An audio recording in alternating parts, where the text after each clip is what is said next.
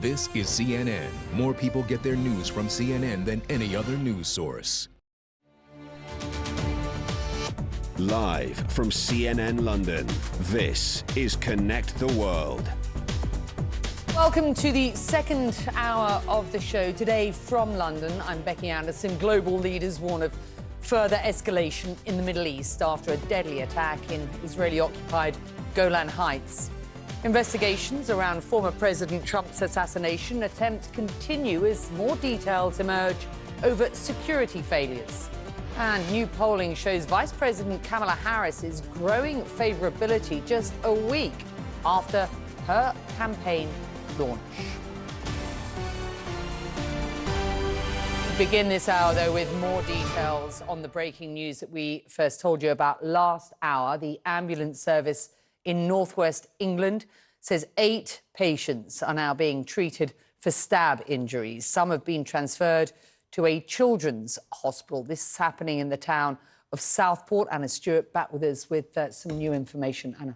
Well, the latest from the Children's Hospital is that they've had to declare a major emergency, which does suggest that more patients have arrived, and they're urging patients not to bring their children there unless they absolutely have to at this stage. We know, of course, that there were 8 patients taken by ambulance. That included a couple of air ambulances, I believe.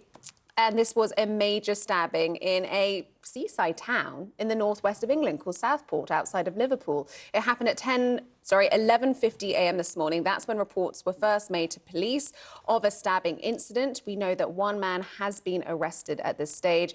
A knife was seized, and there is no wider risk to the public at this stage. We don't have more information on who was arrested. We're likely going to get that more information if and when they are charged. We have had, though, a response at this stage from the Prime Minister, Keir Starmer, who on X has posted to say, horrendous and deeply shocking news emerging from Southport. My thoughts are with those affected. I would like to thank the police and emergency services for their swift response. I am being kept updated as the situation develops. So a really major incident here in the UK.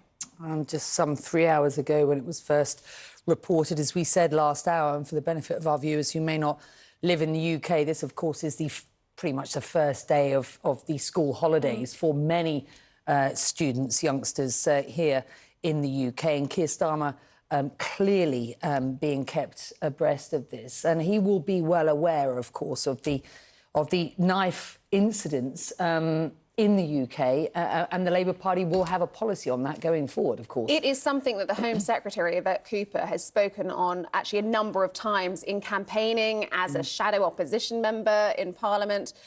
Stabbing is a really big problem in the UK. There were 21,736 incidents of knife assault in England and Wales last year. It accounts, or at least it did last year, for about 46% of all homicide. So it's a really key issue. It's a particular problem for the youth, particularly for teenagers, and in this case, it appears to be children as well. And it's good to have you. I know you are working your sources, so more on that, of course, as we get it. Thank you. Let's get you to a region now seemingly bubbling towards boiling point. Israel's Prime Minister Benjamin Netanyahu visited the Israeli-occupied Golan Heights on Monday, vowing that his country's response to Saturday's deadly rocket attack there will, and I quote him here, be severe. Israel blames Hezbollah for the attack, which the Lebanese militant group is denying. Now, it comes as Lebanese state media reports that 2 people were killed in a double drone strike in southern Lebanon on Sunday, and 3 were wounded, including a child. CNN's Jeremy Diamond was at the scene of that strike just after it happened. Right now, he joins us from Haifa in Israel. Jeremy.